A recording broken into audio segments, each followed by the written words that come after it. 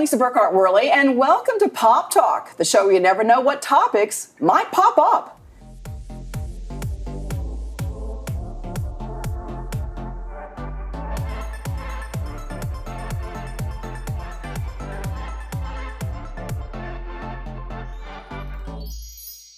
Today's program is sponsored by Prestige Development Properties.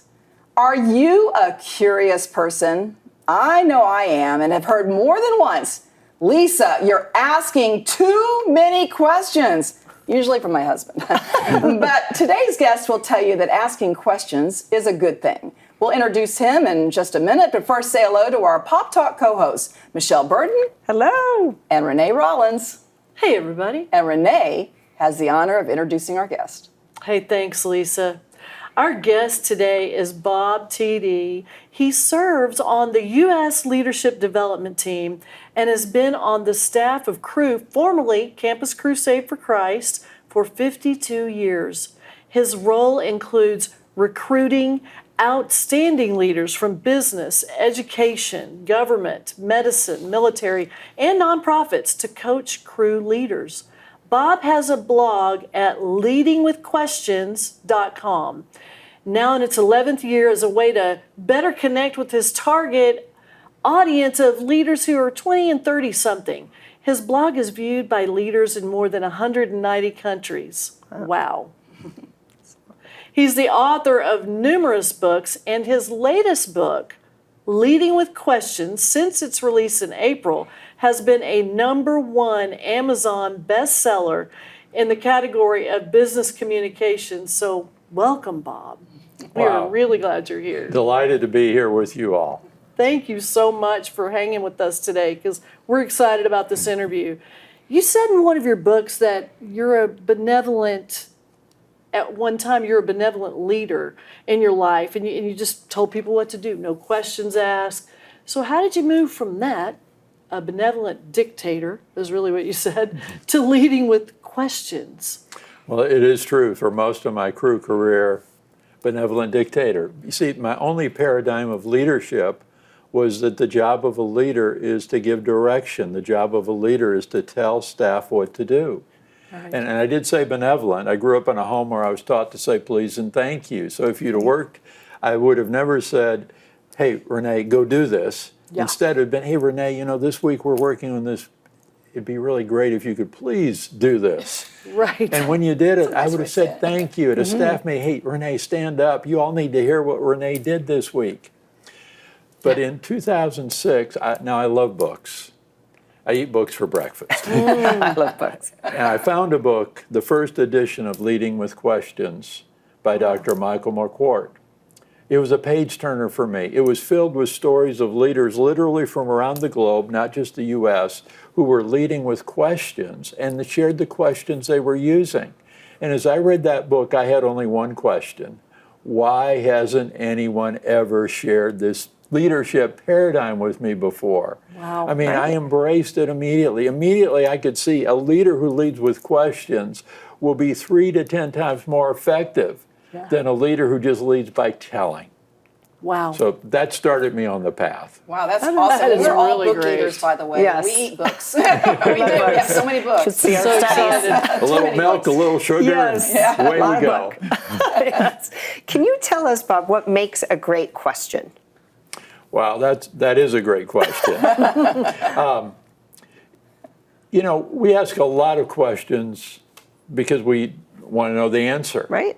Yeah, which way to the men's room? Boom, necessary to know. And that's just a question. But, one example of a better question, if you want better answers, what do you have to do? Ask better questions. Well, I got this from a mom. And a mom was saying, every day my daughter came home from school and I'd say, honey, how was school today? And she said, at best, I'd get one word. Fine, okay, boring, but one word. And, the mom said, one day I realized the definition of insanity is doing something over and over, expecting a different result. And she said, I realized I need a better question. Right. So she thought about it a while. When the daughter came home from school that day, instead of saying, honey, how was school? She said, honey, tell me about your day today. She said, at first I wasn't sure she heard me.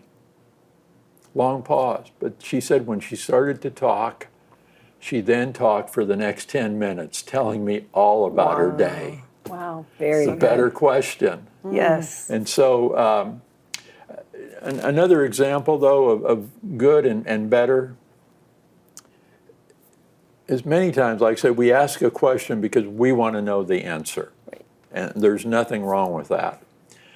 But what I would call the better question, the gold question, is when we ask a gold question, the person we ask actually learns something about themselves as they answer. In other words, they're thinking about something they've never put together before.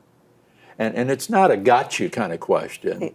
It's a question where they think, wow, I've never been asked. And as they think through it, it's like it's fun. It reveals something to them about themselves. Wow. good. I like that. And so we can't, not every question we're going to ask is going to be that question, but look for opportunity. Can I share an example of that kind of Absolutely. question? My friend Cheryl Batchelder. Cheryl for many years was the CEO of Popeye's Chicken. When she took over, shares were at $10 a share. When she left, they were at $60 a share. Wow. And she wrote a book. You ought to have her as a guest. Yeah, I was going to say, I'd ask her that question, like, how does she do that? Right. So I'd like to learn from that. Well, she wrote a book. Yeah. The book is Dare to Serve, and she shared how she used servant leadership to turn Popeyes around. Wow. Well, in that book, she asked this question: how well do you know your staff? Do you know the 3 or 4 events that have most shaped their lives? Now, every time I read or hear a great question, I can hardly wait to find somebody to ask. I had just read the question, and 20 minutes later, I'm coaching one of my crew colleagues in Canada. I've known Neil since 2007. And I said, Neil, I've just read a great question. I'd love to ask it. He said, Bob, you know I love great questions. What's the question? I said, Neil, what would you say are the 3 to 4 events that most shaped your life? Now, I didn't expect to learn anything new because I thought I knew Neil's whole story. I just thought it'll be interesting how he rates of all the things I know, what are the top 3 or 4. Turns out I was wrong. Neil said, Bob, have I ever shared with you that my birth father died when I was 9 months old? I said, no, Neil, you've never told me that. He said, well, I have no memory of him. He said, my mom remarried, and the man who's really my stepfather is a man who in my heart is my dad, because he's the only dad I've ever known. Right. But he said the story's been shared with me so many times that in the final weeks of my birth father's life, he knew he was dying. He was in a big bed at home, and every day I'm told he would ask to hold me. And as he would hold me, he would pray over me and ask that God, the Heavenly Father, would be a father to this little boy, his son, that he knew he was not going to live to raise. Well, Neil began to have tears. Oh, wow. His tears caused me to have tears. I'm about to tear up. And a relationship that was already good suddenly went to a whole nother level. Yes. And Neil just, said, wow, what a great question. He said, I've never thought about what are the 3 to 4 events, but he said, I believe God honored my birth father's prayers. That's what brought me to Christ. I love that. Yes. Well, there's an example of, that's become one of my favorite questions. Let me say, the first time I ever asked of Neil was the most emotional response I've gotten. But every time I ask, it's fascinating to hear what people say are those 3 or 4 events. Yes. That is amazing. Yeah, I think sometimes I'll ask people, if I have the time, I'll say, what's your story? And that'll just launch something, right? What is your story? Now, you have maybe 4 questions, and that was one, an example. But what are some of the others, and why are they effective? How can we learn from the, you don't have to make them up. Bob's got them for you. Renee didn't share this in my introduction, but I'm a farm boy from South Dakota. I always say I like low-hanging fruit. You got to keep it simple for me.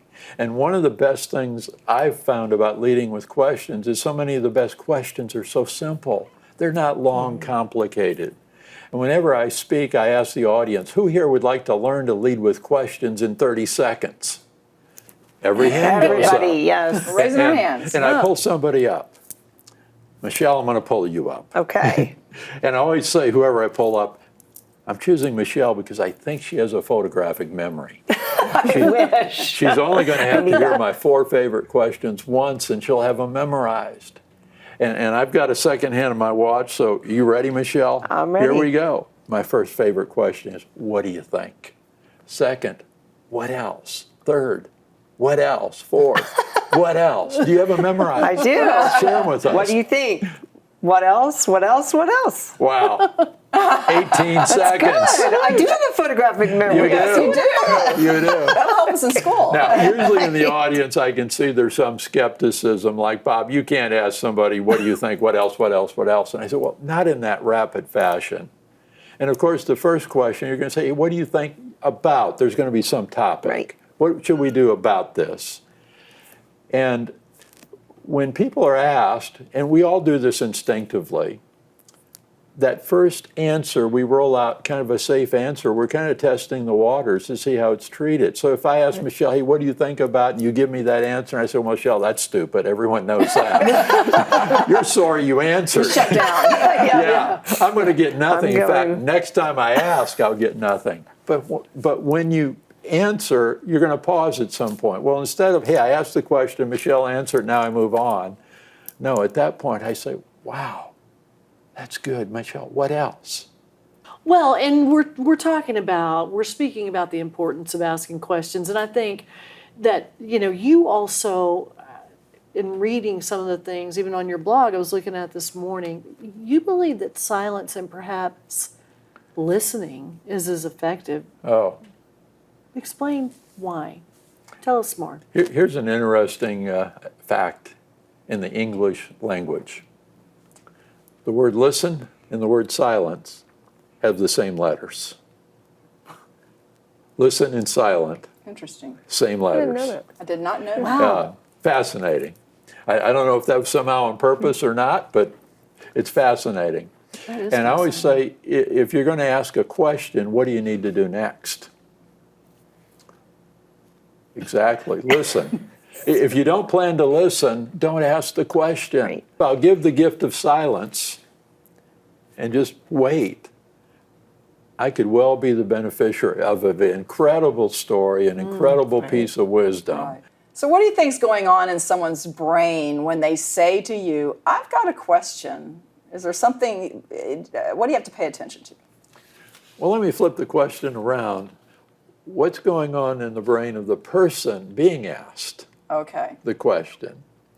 And I'll start with this. Have you all learned the art of looking like you're paying attention? Oh, When yes. somebody is talking on and on and on, when in fact you might be 1,000 miles away and you're thinking. Yeah, I haven't met a person yet that doesn't own up to saying, yep, I know how to do that. Yeah. Yep. But the moment I say, Renee, I've got a question for you. If you had been 1,000 miles away, where does your full attention come? Right into your eyes. Yeah, I am You're suddenly waiting for the focused. question. You want, well, I understand it. Well, I Yes. have an answer. Right. And so here's the question. What did you have for dinner last night? Did I have for dinner last night? All right, everybody. What did I have for dinner? You know what? I had some carrots and some fruit. Okay. Yeah, Good. that's what I had. Good. It was Wow. tasty. I'm so glad you paused, because when we're asked a question, so often we have to pause and kind of go through the files in our mind to think, Yeah. what did I have for dinner? Yesterday, yes. It wasn't complicated, but had I asked a question requiring an opinion, you would have begun to read my eyes, even as you spoke, my face, to see, was I understanding, was I pleased, was I like confused, True. was I upset, and you would actually edit what you continued to speak. But during this whole time, by asking the question, I've accessed and am making use of 100% of the computing power of Renee's brain. Wow. From the time I say, can I ask a question? She's listening, she's thinking, she's answering. And so if you want to access the brain power of another person, what do you have to do? Get specific with those questions, Ask right? them a question. Yeah. Yes. You know, one of my, it was on a blog post. The guy said, when we speak, we ought to imagine the traffic light in front of us. He said, when you start speaking, it's green only for about 3 minutes. You speak more than 3 minutes, you ought to imagine some in the audience, it's turned yellow. Yeah. Some are starting to leave They're on you. their phone. Yeah. Yes. You speak for 5-6 minutes, you ought to imagine many in the audience are now 1,000 miles away. Right. They're looking like they're paying attention. Right. He said, how do you get them back? Don't you think? He asked another question. Exactly. and I think Jesus as the champion of that, Oh. you know, because the communication skills that he modeled, and I wanted to ask you, what do you think when you think about Jesus and how he communicated and asked questions? What are some of your favorite ways that Jesus communicated? Some of the questions he asked. Yeah. Well, first, Jesus, we all know, greatest communicator that ever lived. Yes. But even when I speak and there's unbelievers in my audience, I'd say, wouldn't we all benefit if we want to improve our communication skills to study a man who I think is the greatest? You may think, okay, one of the greatest. We won't argue that. But he started a movement 2,000 years ago. It's still signing up recruits today. Yes. What Right. might we learn? Exactly. And when we study Jesus as a communicator, we quickly realize the two pillars of his communication were stories and questions. And one day I had this thought, pretty deep thought for a farm boy. We know we celebrate Christmas, Jesus coming to earth, but the scriptures teach that he has existed forever. And the scriptures teach he was involved in creation. Right. He created us. And the thought that occurred to me is, wait a minute, might he be leveraging how he created us in his communication styles? Something fascinating about questions. Earlier I shared the story of Neil and his birth father. Yes. None of you wrote it down, but how many of you could share that story later with someone? Oh, Yes, Yeah. definitely. Stories are sticky. Yes. Do you guess Jesus knew that? Do you guess he knew that when he shared the story of the Good Samaritan, people would leave remembering the story? Of course. And then in asking questions, the thought occurred to me, obviously Jesus wanted to see people changed. Yes. But did he know, and of course he did, that if you want to see people change, Michelle, if you ask somebody a question and they come up with an answer, that their answer to that question had a greater chance of changing them because they were involved in that Right. thought process. It was their idea Yes. than saying, let me tell you. Right. And it was like, well, of course he knew that. And so Jesus is leveraging, but here's the good news. We can actually copy it. Yes. Right. And leverage the same thing in using stories and questions. You ask somebody a question, they come up with the answer, and they think, wow, I've never thought that before. And it moves them down the process of change. And I love to ask people, what is it you're doing when you feel God's pleasure? Now you ask, how do we discern ministry, what God might have? Well, one of my questions is, what is it when you do it, you feel God's pleasure? How could you do that for the kingdom? In other words, serving God isn't to do something we really don't like doing or have a hard time doing. Right. It's how do we use, and another way, what are your spiritual gifts? And how could you use those for the kingdom? And of course, I am in a full-time role in ministry work. But God's called us all to be full-time. Yes. Right. Some of where us we are. continue and actually have greater platforms in not being labeled as full-time Christian worker. But again, how are you using the gifts God's given you? And I just find that question of where do what are you doing when you feel God's pleasure as being one of those indicators of spiritual gifting. Absolutely. That's right. I Absolutely. think you have to do what you enjoy doing. And I really think I finally went down that path. I was going to be a lawyer. I thought, no, maybe not. I changed my major several times before I realized I'm a communicator. This is what I do well, and I'm a writer. And so I think you have to look at all those gifts that God has given you and put it together in a career. And when I have a chance to speak to young people, I say, what do you like to do? Make a career out of it. Do something like that. Yes. It's really important. Hey, and I love to study great leaders, and I have a lot of those leadership books, and now I have yours. I'm excited about reading all those. And I was just at this Anti-Semitism Institute that ISGAP, an international organization, put on to fight anti-Semitism. World leaders from all over, everywhere, and scholars. And I did study the leader, Dr. Charles Small, and I just kind of watched him. I saw some of the things he did. He kept us on time for one, and he knew when to interject, as the speakers were speaking. So what kind of questions can we ask other leaders in order to be better leaders ourselves? Again, a great question. And I'm sure you all, again, have many great questions. I've got a few. I'm not saying, okay, these are the best, but these are a few I love to ask. The first one won't surprise you. What questions do you love to ask the staff you're leading? And I want to constantly learn. Right. And so many times it's like, wow, can I write that one down? Because it's so effective. And I think in that category, just it's a whole nother story, but a guy who said he made a handsome six-figure income, and he said, I only asked 4 questions as a consultant. And the 4 questions were, what's going well, what's not, where you stuck, what needs to change. Yes. By asking, hey, what questions do you love to use? Boom. Another question I love to ask is, hey, what are you reading? And, what you've probably read scores of books. If you had to recommend to a young leader 3 books that they need to read, what would they be? And again, because I love books, I'm always curious to what a leader would say, oh, don't miss this one. Another question is, what questions are you asking yourself lately?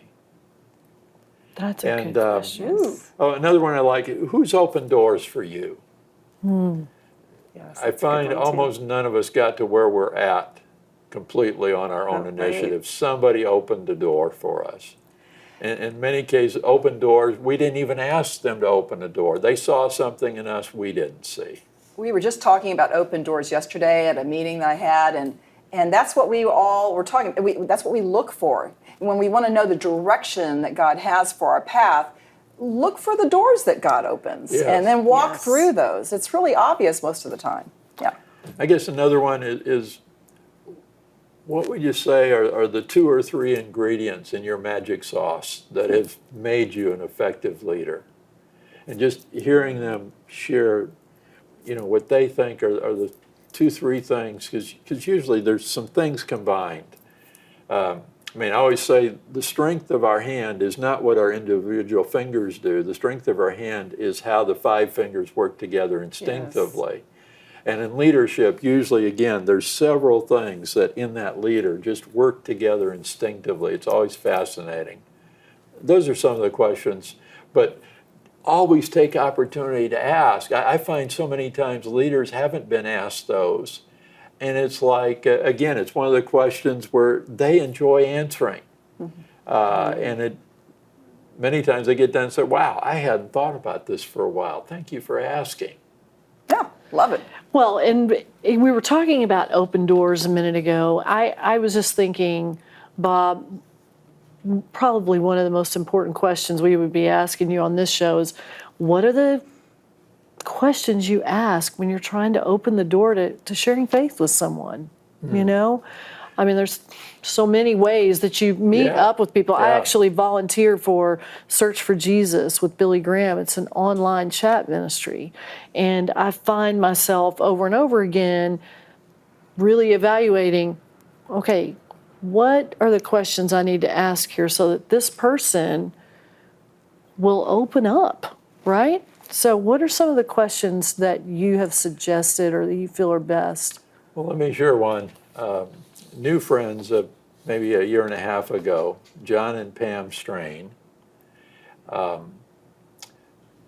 they wrote or shared with me what they call the platinum question. Mm-hmm. And the platinum question is, and I'll ask this of anybody everywhere. And I find because it starts a spiritual conversation, and yet it's one of those questions that the reason I love it is people are so receptive to responding to it. It doesn't set people back. Yeah. And the question is, if there was a God, and you could ask him anything you wanted, and he would answer, what would you ask? That is so good. Yeah. What would I ask? If there was a God, and you could ask him anything you wanted to ask, and he would answer, what would you ask him? I remember I shared that with a waitress. I said, I know you're busy serving, so I have a question, but you continue to serve, and you can think and come back to me later with the answer. Well, when she came back, maybe 10, 15 minutes later, she said, in the kitchen, I've asked the entire staff this question.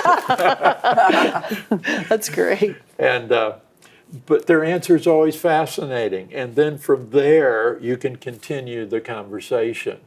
Right. But you've opened the door to a spiritual conversation with, for whatever reason, I'm not the psychologist that understands why that one works, but somehow it doesn't put people back. They engage with you.